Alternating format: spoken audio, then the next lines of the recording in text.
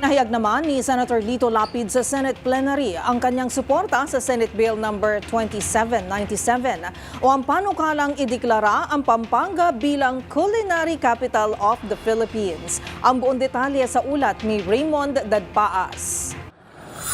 Sa isang pambihirang pagkakataon ay tumayo at nagsalita sa Senate plenary si Senador Lito Lapid bilang chairman ng Senate Committee on Tourism. Ito ay para sa kanyang co-sponsorship speech sa panukalang ideklara ang lalawigan ng Pampanga bilang Culinary Capital of the Philippines. Ayon kay Lapid, hindi man kilala ang Pampanga bilang isang tourism destination ngunit mayaman ang kanilang kasaysayan pagdating sa pagkain. Dito nagmula at matatagpuan ang samot-saring pagkain na ipinagmamalaki ng bawat Pilipino.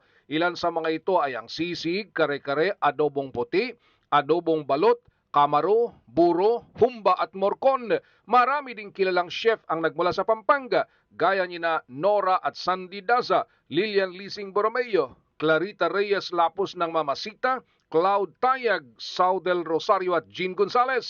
Maliban pa sa ilalang kilalang mga restaurant gaya ng Kabalen, Cafe Adriatico, Bistro Remedios at iba pa. Nagpatikim ang senador at mga Kapampangan na bumisita sa Senado ng mga pagkaing lutong Kapampangan sa mga senador. Alam po ninyo, kwento ng Pampanga, hindi lang po masasarap na pagkain, kundi ang pagiging matatag, maparaan at malikain ng mga Kapampangan. Makikita po ninyo ito sa aming mga pagkain.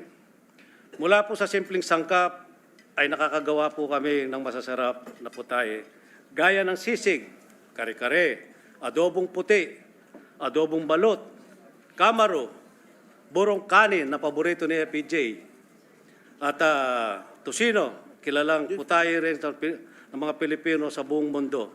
Sikat din po sa mga pagkain tulad ng tibok-tibok na kinain mo kanina, Mr. President.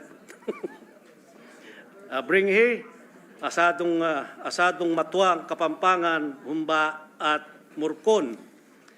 Para sa MBC TV Network News, ito si Raymond Dadpaas, una sa Pilipinas, una sa Pilipino.